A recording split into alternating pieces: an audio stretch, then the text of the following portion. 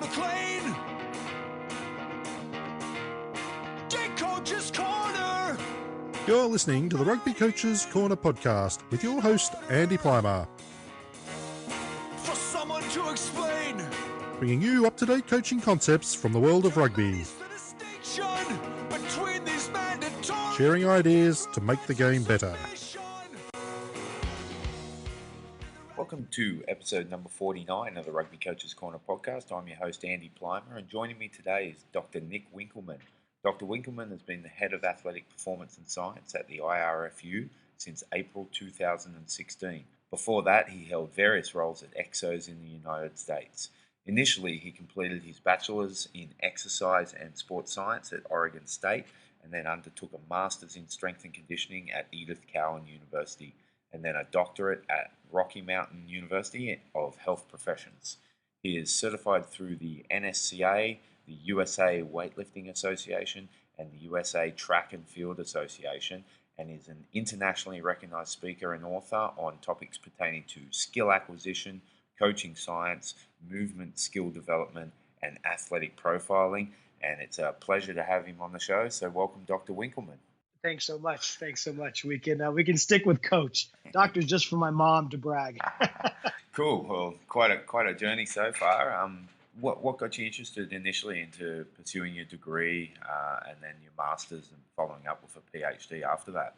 You know, I think everybody has probably experiences when they're young or when they're in high school that inevitably have a knock-on effect into their later career. And, you know, for me, it was simple as, you know, playing sports. I played American football and basketball and all sorts of things. So I loved training for that, but also my grandfather had a gym membership, and he was just a stickler of going to the gym. And inevitably, at 15, he got me my first job there, just working in the weight room, cleaning it up, helping people out here and there.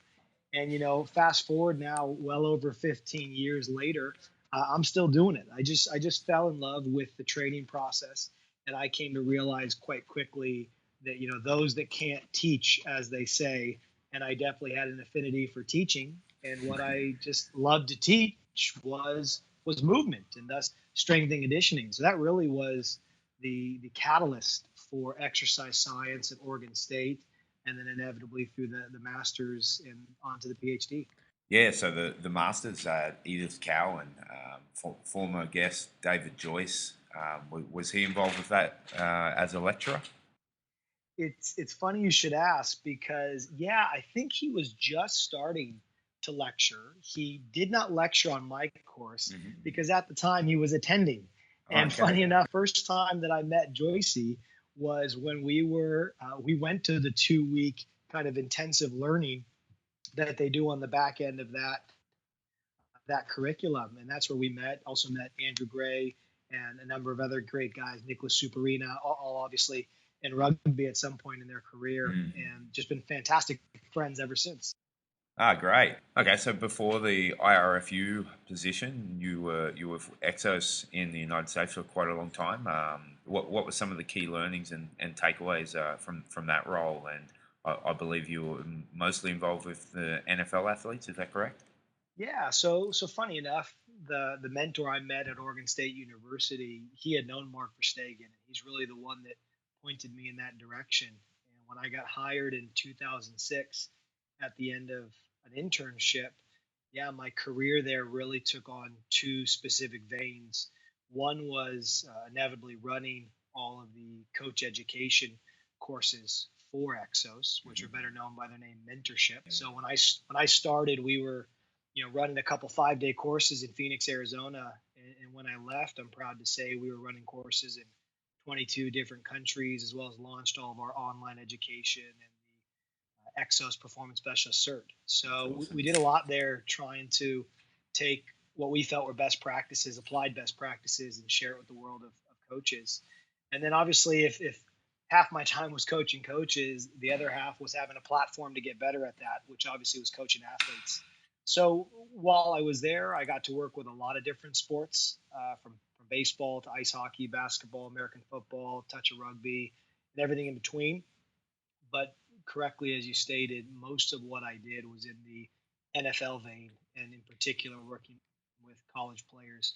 prepping to go into the NFL through the NFL Combine. So that provided quite a unique outlet to basically have a definitive start at the beginning of January, definitive end at the end of February, and roughly 6 to 8 weeks in between, where you take an already physically supreme athlete and try to improve that supremacy as they go into the NFL Combine and on their way to optimizing their draft status. So it created a lot of learning out of necessity on how to become a better coach. Yeah, that's interesting. And, even though they're finely tuned athletes and the like, they must have also brought their own problems in terms of, mobility, flexibility, stability, and those kind of things that you had to treat on a individual case-by-case basis. Yeah, I mean, absolutely. And interestingly enough, you talk about individualization. That really was the whole idea behind athletes' performance. Now, EXOS, when Mark Verstegen started it back in the late 90s, in that he saw that there were all these pro athletes that had these unique individual high performance needs. However, they weren't being served in their off season because a lot of these players, unlike other countries, they don't stay with their team in their off season. They go back to wherever they're from or wherever it's going to be sunny, and they still want to get their training in. So inevitably, he saw that from a business opportunity and almost an ethical responsibility to these players to build these interdisciplinary teams that covered everything across physio and nutrition and mindset, as well as strength and conditioning, and bringing it all under one roof, which to your point allowed us to provide a very focused service through a consistent system that allowed each of these individual players to achieve their goals, but in a slightly different way because of their unique needs.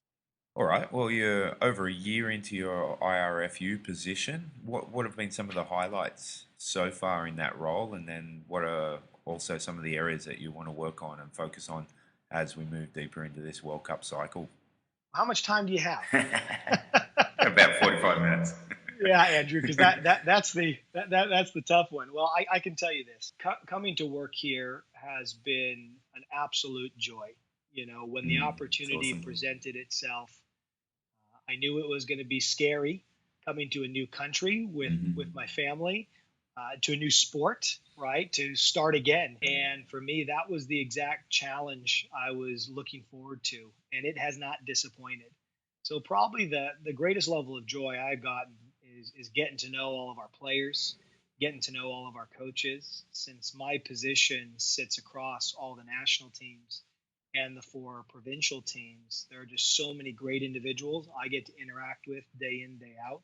So that's probably been the greatest source of joy. And within that, obvious source of challenge is ensuring that you're developing meaningful relationships that allow you to work with all the coaches and players at the level that they require to improve. And obviously then within that, once you get to know everybody and you've listened and you've done kind of this organic needs analysis, then it really is looking about what are we the best at and how do we strengthen those strengths? Where do we all collectively feel our opportunities for improvement might be? And those might fall into sports science. They might fall into training methods. They might fall into communication, right? All these various areas that make up the high performance culture of sport.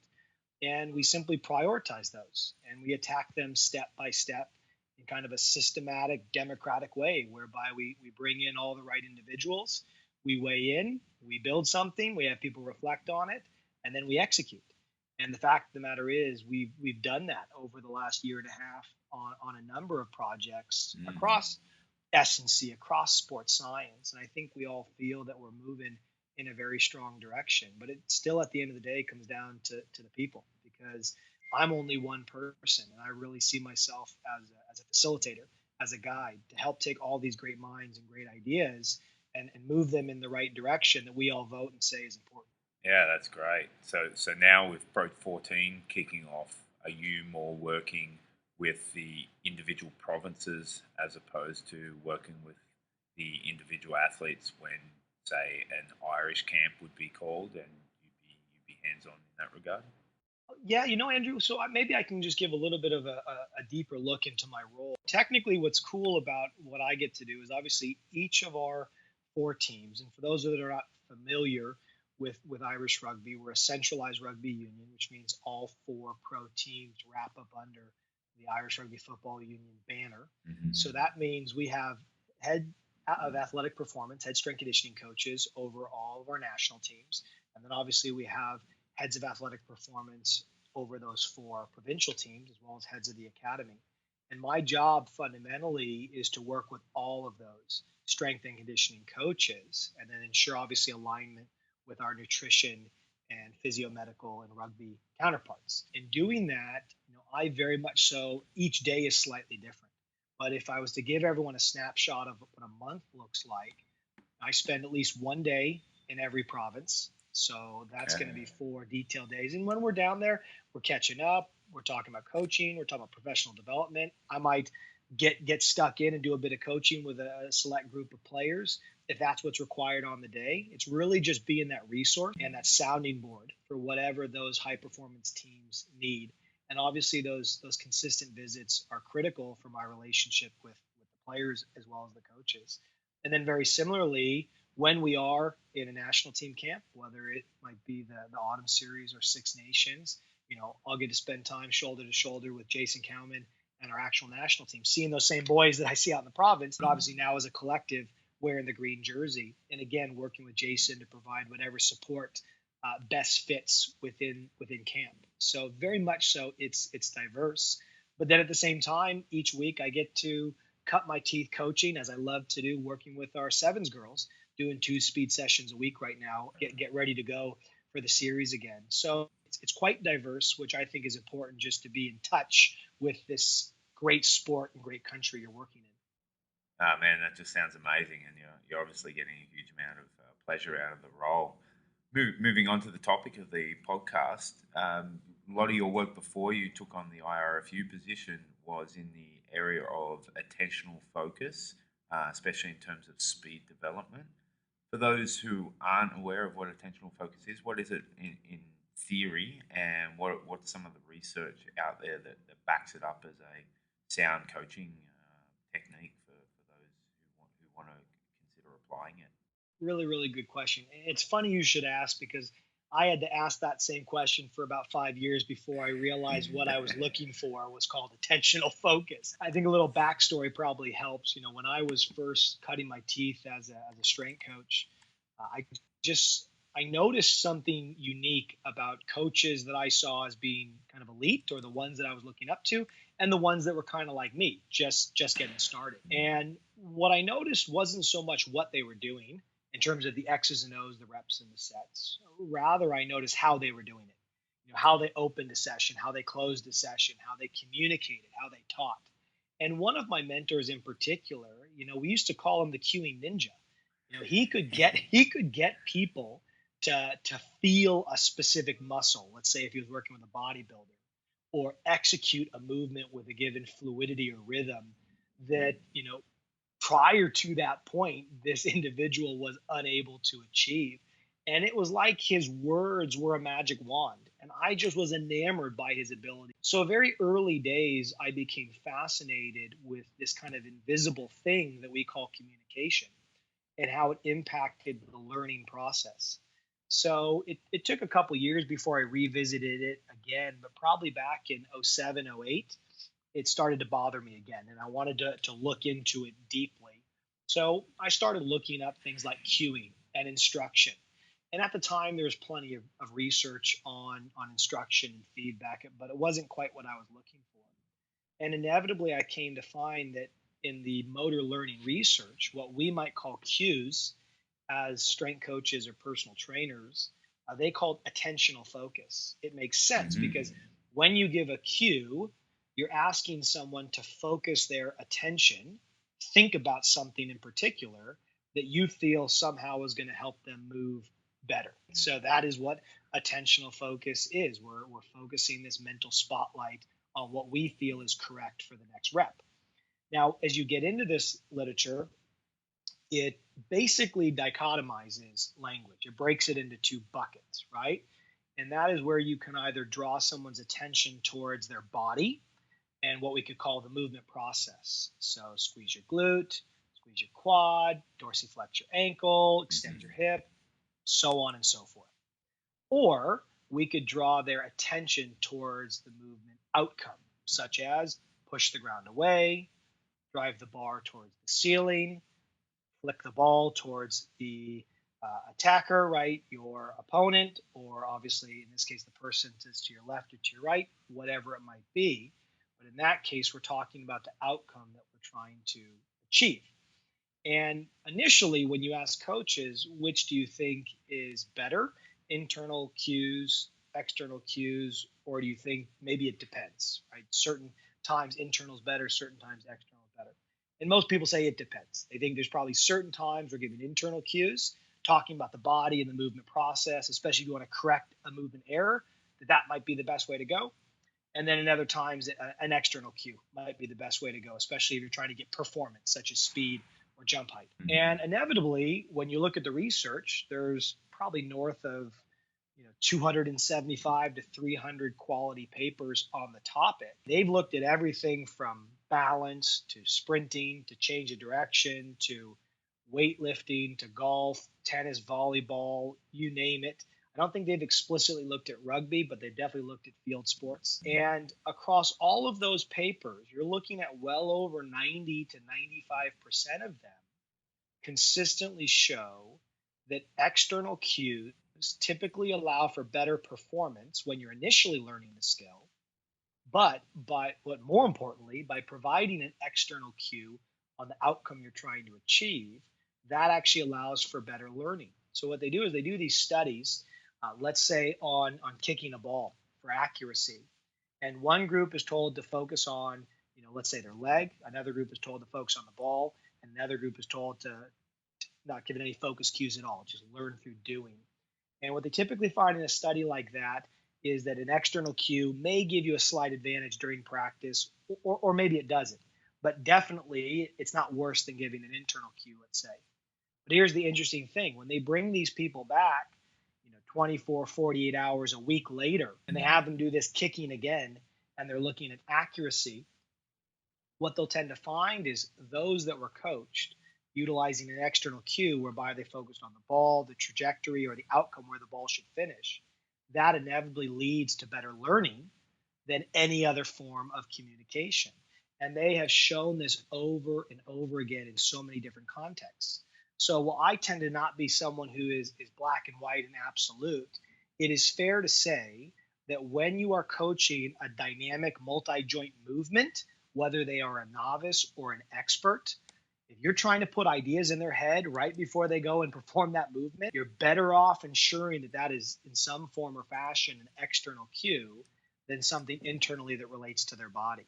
And we can unpack that a little bit deeper, but at least that gives the high level theory and what the science and practice, in my opinion, suggests. Yeah, I think as coaches, especially early in our coaching career, we're very keen to pass on our knowledge, and it's very easy, I think, to fall into that trap of giving athletes 4, 5, 6 points to focus on that are all internal. So what you're saying is that realistically we should be focusing on, say for something like catch pass, we should be focusing on what the ball looks like in the air as it leaves your hands, for example. Is that where you're working towards? Well, and let me be clear on this, because I've now presented this topic, fortunately, to a number of rugby coaches. There's a couple questions that always come up. Number one, they'll say, are you saying we can never reference the body? And let me be clear, that's not what I'm saying. Mm-hmm. Let's say we're teaching, the catch or the pass. General instructions would suggest that you might talk about body position, hand placement on the ball, right? How the body should move in space. These are what we might call descriptions of how the movement is performed. Basically what we can think of as the what, okay? That's fine to do. But right before they go to perform this movement, when you want to give them a lasting thought to actually focus on while they are physically throwing, that is where we would want it to be externally focused. Thinking about going pocket to pocket, throw it on a straight line, rocket, bullet, whatever the word, whatever the language might be. And frankly, a rugby coach would have better context to know what to call it using externally focused language. That's the key. And the other thing that I teach within this coursework on language is the power of using an analogy. I want you to throw the ball as if it was, a plane going from one pocket to the next. As if we had a laser from your pocket to your teammate's pocket, I want you to throw it along that laser, or the ball is a flashlight. I want you to flash that light at their back pocket, whatever it might be. These are all analogies that start to portray, at least in those examples, that you want a straight pass, right? So analogy and metaphor, more often than not, can give them a very easy insight to understand what you want them to do by relating it to something that they already know, that they've already experienced. Like, oh, that's what you want me to do. No problem at all. But if we say we need your elbow flex, your shoulder here, your feet here, all of those rules inevitably overflow their attention. It is fundamentally paralysis by analysis. An external cue simplifies all of that into a single intentional focus point that basically gives them what needs to happen and allows the body to figure it out. Yeah, and I think going back to that new coach, I think a lot of people, when they start out coaching, they fall into that trap of they want to see perfect practice. They want to see perfect mechanics. And, that can be troublesome, I feel like, especially if you're working with, say, a tight five player who hasn't had a lot of experience in passing the ball. Does it really matter if the mechanics look good, or is it more about getting from point A to point B accurately and quickly if that's what's required? So let's unpack this, Angela. So let me ask you, if you think about the pass, talk to me about, from a technique perspective, what are the non-negotiables from the start to an end of a pass? And let's say it's not a quick one. You're trying to pass over 10 meters to be true, in your opinion, for that to be successful. There could be, you could talk about 20, but I think if you focus really on the follow through, that can be okay. I'm I'm gonna stop you there. Yeah. I'm gonna stop you there, because if you ask a pitching coach in baseball, or a batting coach in baseball, or let's say a hitting coach in ice hockey or field hockey for that matter, almost always they talk about this end point, right? The finish. And what's interesting about that, and you can kind of see where I'm going with this, that end point oftentimes is highly related to the outcome you're trying to achieve, right? Yeah. The loft of the pass, the speed of the pass, the direction, whether I'm hitting something or throwing it in the case of rugby. What's interesting, though, is the movement that leads to that follow through.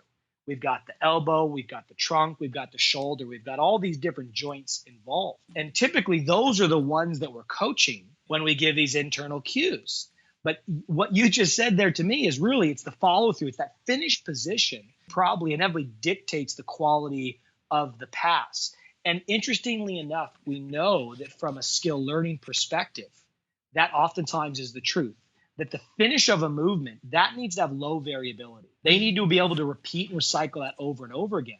But those that are the best at what they do, they might have high variability in their joints, in the physical movement that leads to that outcome. Because let's say they're in a low position when they're making the pass. They're on the run. They're static, right? They have to be able to make that pass from a lot of different positions in different scenarios, still hitting that optimal end position if they want to be successful. But how they get to that end position, that tends to be, and needs to be if you're a pro, variable. And thus, without going too deep, an external focus actually allows and encourages the right finish to be successful. It allows those degrees of freedom, those joints involved to get there, to kind of adapt based on the scenario. Counter to that is giving an internal cue, which basically says, forget about the endpoint, forget about even the outcome of the task, just think about this one joint. And even though that's not what the coach intends when they give it, that's in fact what happens when the athlete focuses on it. Okay, great. And what about decision making? Is there room, in your opinion, for using an external focus when coaching decision making? Decision making in rugby and coaching seems to be a bit of a holy grail in terms of the best coaches tend to be the best at coaching decision making. What do you feel about that? Yeah, that's a really good question. I was just up in Ulster the other day, and we had this exact conversation. So I'll try to give a synopsis of it. So when we look at decision making, what are we really talking about? We're talking about a player that identifies the right cues in the environment. And times it's cues that are coming from their opponent, whether I'm on defense or attack. And whoever can pick up on those earliest cues, let's say I'm on attack, I can see that I've sat down my defender. The sooner I can pick that up, the sooner I can attack that space, hopefully make a line break that ends up in a try. So what are we trying to do? We're trying to condition our players to be able to see the right things, take that information on board, and then use it to make effective decisions. Well, what does that come back to? While that involves a lot of variables, still the number one thing that you're manipulating is how they deploy their attention and thus what they focus on. We know with a lot of decision-making research, the difference between, let's say, a novice and an expert goalkeeper during a penalty shot in football is oftentimes, soccer, is oftentimes the difference in focusing on. The expert will go body, ball, body, ball. That's all they look at. Whereas the novice, if we look at their vision, it's like a shotgun, right? Their eyes are all over the shop, and they're not focusing on the factors that really matter. And experts tend to know what those factors are implicitly. You could ask them, what are they? They might not even be able to tell you. But if they go and play, they're amazing decision makers because implicitly they know how to get the early sign, the early cue, and attack the space in the example that we gave earlier. So how does an external focus play into that? Well, in its simplest form, let's say I'm doing a reactive agility training day, and I have a 1v1 drill. We do a lot of these, okay? And now I'm giving this person a lot of internal cues. What I fundamentally have done is say, hey, I want you to stop focusing on all the sensory information around you, in this case, your visual sensory information, and I want you to deploy more of your conscious attention to the body and how your body is moving in space.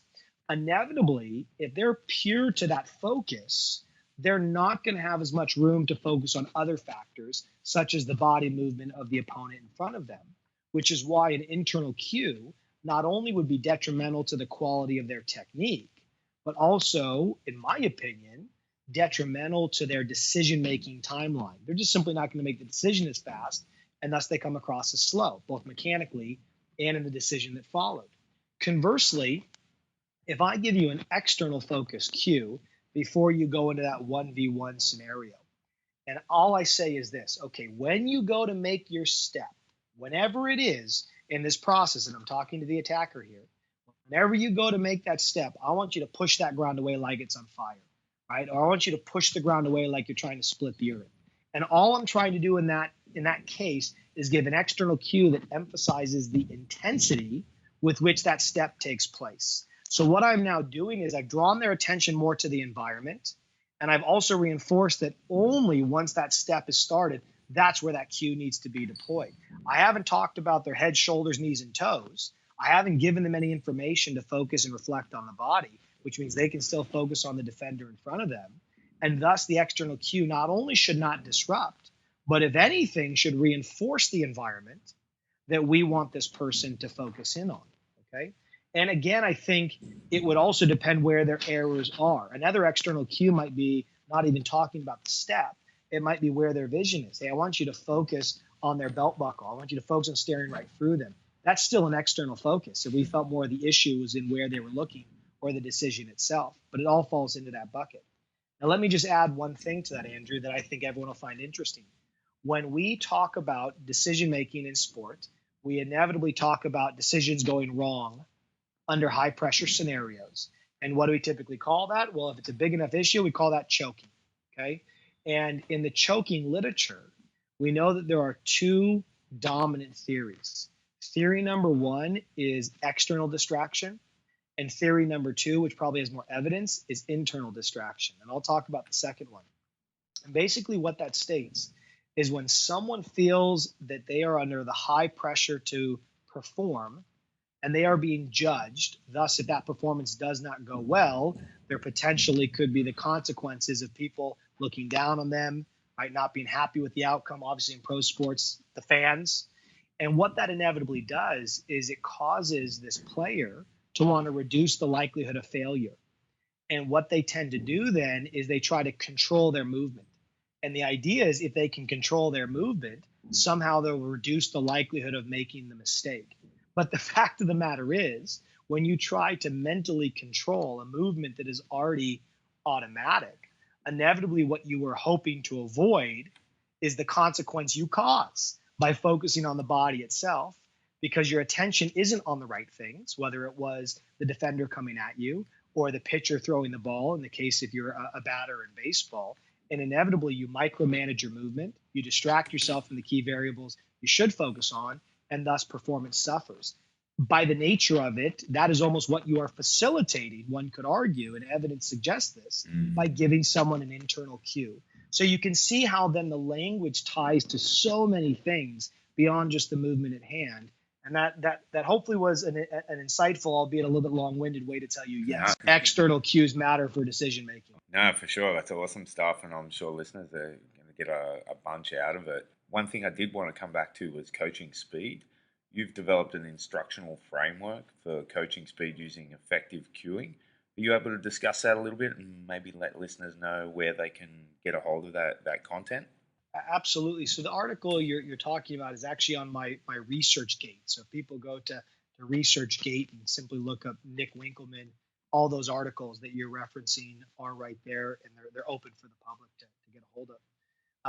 Within that, basically, it comes from this idea that my colleagues and I developed when I was at EXOS called the tech model, whereby every movement you have this technique or this technical model that you want to see. What does good look like? You have this error model. What are the patterns of movement that can disrupt that? And then you have the C, the correcting or the coaching of that. And really, this framework you're talking about reflects that, in that we talk about for sprinting, we have 4 major errors that can present themselves when you're watching someone sprint. So error number 1 has to do with body posture.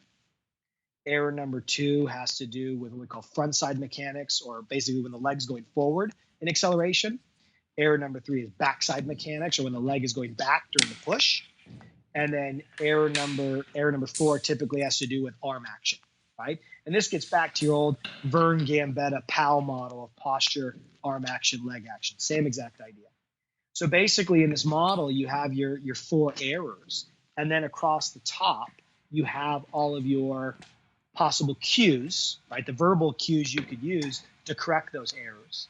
And what I've done is basically come up with what I refer to the anatomy of a cue, which breaks it down into how the cue can encourage a certain focus of distance, direction, and description. And what we mean by that is a cue could be close to the body. I want you to push the ground away, sprint to your opponent, sprint towards the timing gates. Now that's farther away. We could talk about then the direction. So if I'm doing a barbell lift, I could tell you to drive the bar towards the ceiling. Well, that's a toward cue. Or I could tell you to drive the bar away from the bench. That's an away cue. And then finally, we have the descriptor.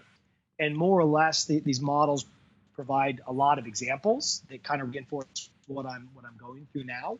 But the key is just to understand your movement, understand the anatomy of the language you can use to change it, and basically have a checks and balances list, whether you physically create one or just run this as a mental model in the back of your head, so that you're not just using the same stagnant cues, but you're using the best language for the moment and the movement you're teaching and the person that's in front of you. Yeah, that's really cool and really useful. And I've obviously looked at the articles myself, so I'll definitely dig up the links and I'll put them in the show notes there for listeners to have a look at. All right, then. Last question before we wrap things up. You had a pretty busy summer attending and speaking at a number of conferences. You also just recently had Franz Bosch in at Leinster. What were some of the key kind of takeaways that you got from that for your own professional development? What are some things that you can pass on to listeners? Yeah, absolutely. Getting out and presenting, one of the best parts of it is being able to learn from others. So, it seems across the board at the various conferences I'm presenting at, one of the major themes is kind of moving away from what we do to looking at how we do it. You've seen a lot of people talking about motor learning and feedback and building relationships and behavior change. So I think all of those are themes that are not only relevant for your general population, but also our players. at the end of the day, they have behaviors that they need to modify as well, whether it's sleep, nutrition, habits with technology at night, those kind of things. So always a lot of learning there, little nuggets we can take away. Franz Bosch, good friend of mine. I was fortunate enough to bring him out to EXOS a couple of years ago and did a 4-day intensive course with him. So very much so getting to see him again reaffirmed a lot of ideas, But the big thing that I think Franz is doing really, really a good job of is helping people understand what we refer to as the constraint-led model. So he almost sits not in opposition, but he kind of talks about the opposite of what I do. If I'm talking about talking, he's talking about not talking and how to build environments that allow an individual to learn simply through the experience itself. So for example, one of the things he's most known for is if you're watching somebody run and their body is all bent forward and their legs are behind them and it almost looks like they're going to fall on their face, simply having them hold a dowel, getting rid of their arms, encourages them to stand up straight, lift their legs, and run with a better push off the ground. Because when you get rid of someone's arms, they become much more aware of the fact that they could fall and hit their face. So this whole idea of introducing constraints into the environment, kind of like a jump rope, right? You're either doing it or you're not. Riding a bike, you're either doing it or you're not. Bringing those same kind of self-limiting exercises to any context, but definitely has relevance in a rugby context, to help a player start to execute one movement pattern over another simply through the design of the drill rather than having to use language itself. And this kind of falls into this whole realm of implicit learning or learning through doing, which we know is very protective against choking or breakdown in competition. So the information he's putting out there is fantastic, especially around linear speed. That's great. All right, well, we always end the show with the same final 4 questions. When you were a kid growing up in the United States, who was one of your favourite athletes or rugby players going around? I'm not sure how much rugby you watched as a kid, but who was one of your favourite players or athletes? Well, I, as you might expect, since I was new to rugby as of about a year and a half, 2 years ago, obviously I'd always known about it. I'd only followed it so far, but I think in the years leading up to here, there were 2 names that definitely stuck out. One would have been Richie McCaw, and the other would have been from the Irish side, Paul O'Connell. Both of them really stood out and resonated with me because of their leadership and how they led through action, and just the way that they were composed, and not only in what they did, but again, how they did it. And they really represented what those respective cultures and sports were all about. So I learned about them well before coming to Ireland and have massive respect for what both of those men have done for the sports in their countries. Cool. 2 great names for sure, and fans of both of them, no doubt. All right, and what about now that you've been involved with rugby a bit more and seen a bunch of players going around, who are some of your favourites? I saw the question. I knew it was coming, and as I'm sure you can appreciate, I can't really answer that with just one because I've got so many players that are just fantastic here. And to be honest with you, I'd probably name just about every single one of them if I could.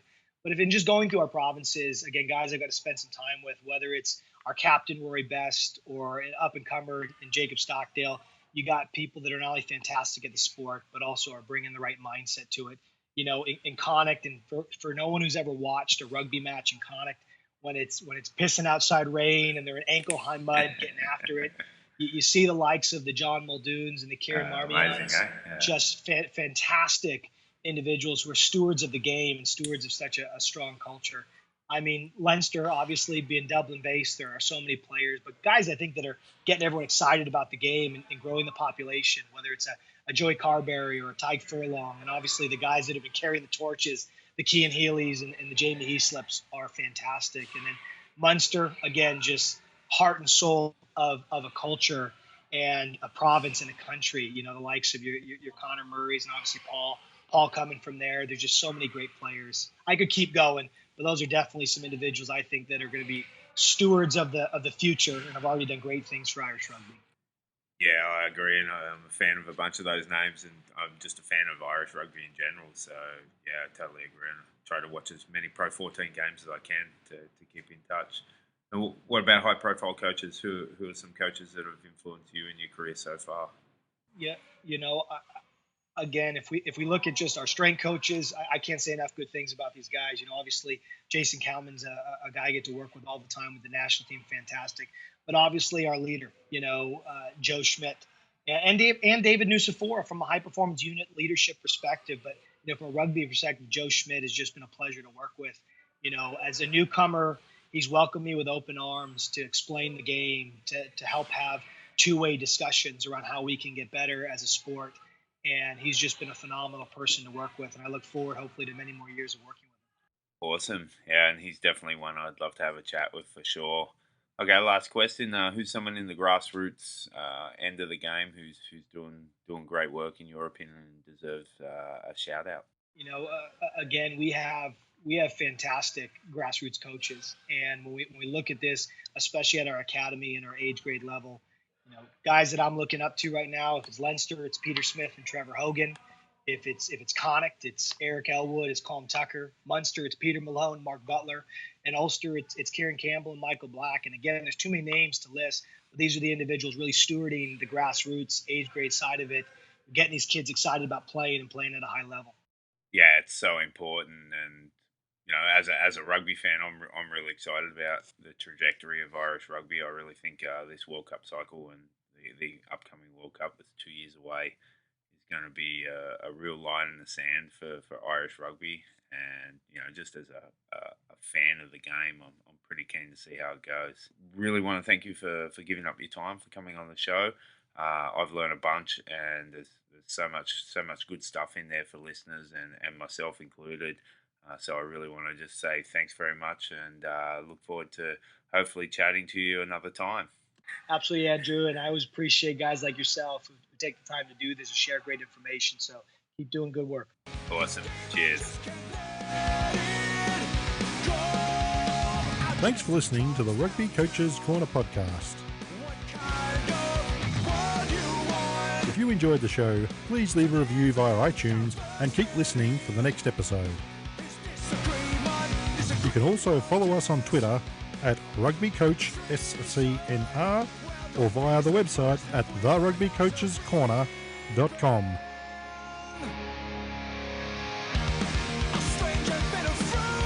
Until next time, keep sharing ideas to make the game better.